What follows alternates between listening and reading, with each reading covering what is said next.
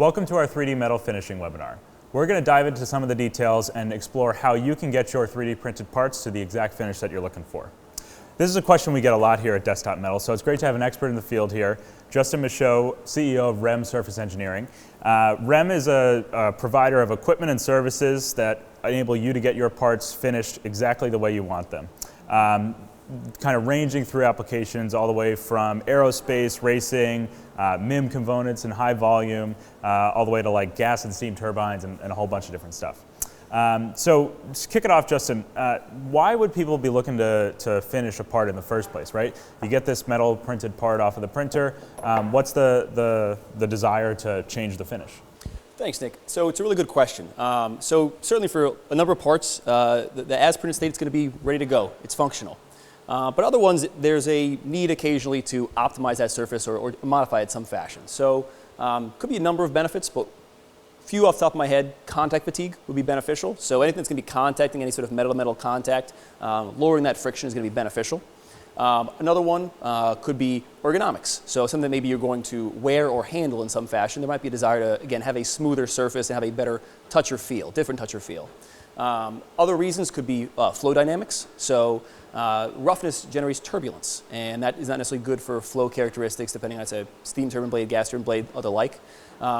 You also have cleanliness. So cleanliness is an important thing for like biomedical or for equipment that needs to go through washdown cycles. So roughness and those voids and whatnot at a microscopic level tend to act as initiation sites for contamination. So by removing those, you can both reduce that, you can also make your cleaning cycles more efficient, and you can also do something called reduction of FOD, which is something in the aerospace industry. Before an object debris, things coming off of those parts as they're in operation. And last but not least, aesthetics. So maybe you want to have a different look, maybe it's matte, maybe it's shiny, maybe you want to plate a part. Surface finishing is beneficial for all those. Cool. So what options are available out there, right? I know that we talk about these are real metal parts, so you can take them, you can machine them, you can heat treat them, you can do all these kind of post-processing techniques there. But as far as finishing goes, what's kind of out there and available? So there's a lot of different things. Touching on a few, obviously, as you mentioned, you've got your as-printed state, which this is an example of that right here. And again, that's going to be fine for some applications. For parts that get sintered, you certainly have the option of doing what you guys call green sanding, or I think the industry calls it green sanding. So you're taking the before sintered, before hardened part, and you're able to manually just remove things. That's good for maybe some burr removal, things like that, minor little flaws. And it could also bring the roughness down, but it is a manual process, so you probably wouldn't want to do it on a high volume. Hand polishing is an option. Again, not really great for high volume, but you can give you a nice bright surface. You got to be a little bit careful with it because it's also a bit of a metal smearing operation, so you might hide some things if it's an actually dynamically loaded part, but it's very effective for some things. You've got traditional abrasive, mechanical, mass finishing operations, which can take material off and can give you any range of finishes. Pluses and minuses there. Some of the things you got to think about is you're going to have if you're going for a high level finish, you're going to have a pretty defined amount of edge radiusing. You're going to attack high raise features much more than recess features, and component complexity is maybe going to be a little bit limited. Then you've got our technology, which we call the extreme ISF process. So let's talk through some of the part examples that we have in front of us here. So starting off, we got this gear here, it's a herringbone gear. Why would it make sense to do a finishing process like REM on a part like this? Yeah, so this is a really good application, and herringbone gears are really cool. They're very hard to machine. 3D printing is a really interesting way of doing it. Any sort of a gear or power transfer mechanism, we have metal-to-metal contact. You're going to benefit from reductions in frictions, which is then going to turn into contact fatigue, increases the contact fatigue resistance specifically. So we can make these last longer. Reductions in friction are also going to increase your efficiency. So you can see system efficiency increases in gear applications. For a rear axle, as an example, 1 to 2.5% just from that. Spur gear increases 15 to 20% on that gear mesh. So big benefits there on the efficiency side. And then, of course, you're going to do a little bit in terms of reducing wear, actual fatigue on that. And then last but not least, you're going to eliminate your break-in cycle. If you have a good enough finish on this, you don't have to worry about a kind of a break-in cycle, none of that initial fouling of your lubricant and what have you. And some people might be worried about taking too much material off and reducing the performance of the gear, but that's not too much of an issue with the process? Yeah, so that's really one of the places that our technology really shines. Because of that chemical mechanical nature, because we're able to be more gentle to geometries and really, by and large, maintain geometry really, really tightly, we're not going to alter that tooth length profile. So you can get a nice finish here without taking off too much material, and you can maintain the shape that is already there so you don't cause any of those issues that could happen. Awesome. So then moving on to these guys. So these are actually parachute harness rings that have been used on a parachute. Somebody jumped out of a plane with these guys, 3D printed, holding the parachute up. But this part, it's not particularly rough, and it's not something that the harness wouldn't be able to slide through. So why would it make sense to do that sort of finishing to a part like that?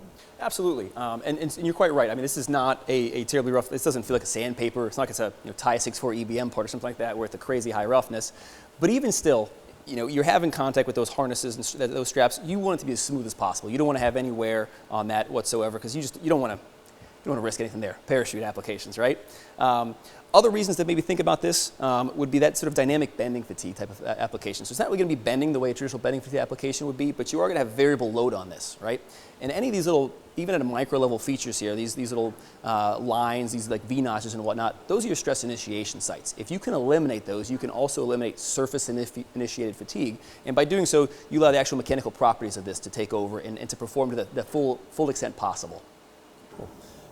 So moving on to these guys. So these are Orthotics finger splints. So basically, if you need to keep a knuckle from moving, these are designed for that. Medical application. These are printed out of the 316L stainless, so a little bit of corrosion resistance there to begin with. But something like this, what's the benefit of going to REM for those? Yeah, so maybe the first thing I might jump to would be cleanliness, right? So we're going to have a little bit of a smoother surface here, so you're not going to have debris catching in this, right? Maybe that's, maybe you're working in the kitchen, things like that. You want to keep this nice and clean. That's just a nice little feature. You're also going to, of course, have some aesthetic benefits, So if you're looking for sort of like a more matte printed finish, that's interesting, that's fun. But if you want to make it more like a traditional ring or what have you, now we polish it to a nice level here. It's got this nice bright shine. Maybe you want to go even one step farther here, and you want to get it plated.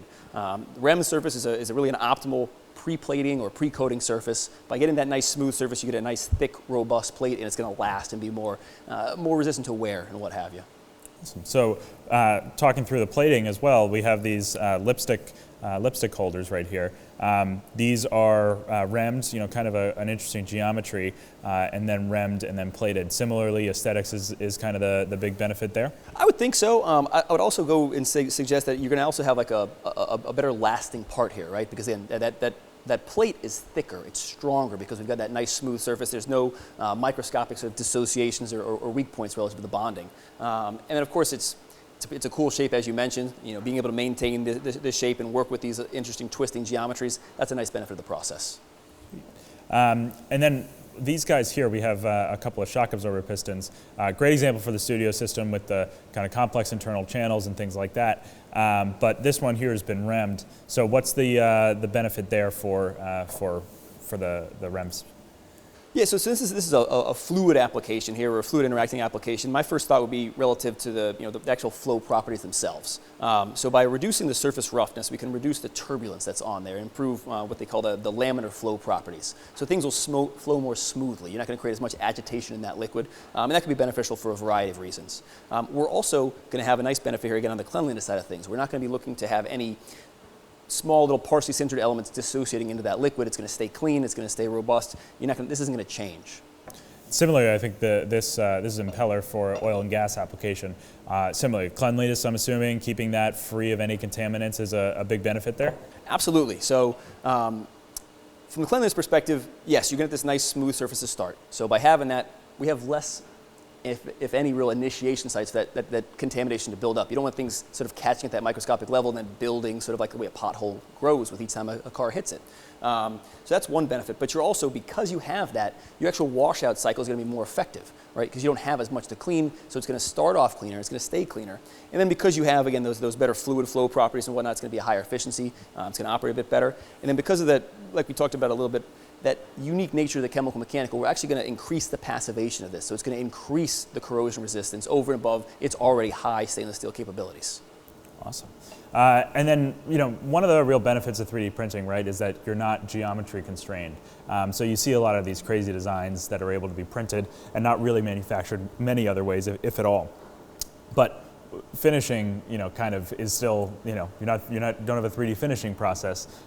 So, how does REM able to, work with these complex geometries, these small features, and really, get the finish on that part that you're desired? Yeah, so it's a great question, because I mean, for years you kind of heard how complexity was free with 3D printing. Well, it might be with 3D printing. It's not so much on post-processing. The more complex, it's more challenging. That's, again, the sort of the more difficult the applications, that's kind of where we start to outdistance ourselves from some of the abrasive, mechanical-only type of processes, because we don't need the same level of force or energy to refine the surface. With that chemical reacting with the surface and lowering that required force to refine it, we're able to use things like smaller media, we're able to use non-abrasive media, things that wouldn't otherwise be able to refine the surface of a component and allow you to get into these little niche crevice areas and whatnot that would otherwise really see nothing from a mechanical-only process. And so what kind of actual surface finish, surface roughness are you able to get out of the REM process on, say a 3D printed part like this? Yeah, so the desktop parts come out with a pretty nice finish to begin with. You're typically somewhere in that, kind of 150 to 300 micro-inch range. That's a nice finish to come out to start with from an additive perspective. REM is able to then take that in, a pretty reasonable cycle time, kind of 4 to 8 hours, down to a less than 20 micro-inch and a lot of times less than a 10 micro-inch range because, again, that's the nature of the process. It produces that really smooth surface, doesn't need a bunch of different media step downs to get there. It's all one shot and you're there. And it does so without taking a ton of material off as well. Absolutely, that's a critical part of that there. So thanks for joining us. Hope that gave you kind of a introductory primer to some different techniques that you can use to finish metal 3D printed parts, and a little bit about how we can get these nice, shiny, even plated parts that we use all over the desktop metal world. So thanks for joining us. Check out our Desktop Metal Resource Center. There's a lot more parts, both straight off the printer and REM, and some comparisons there.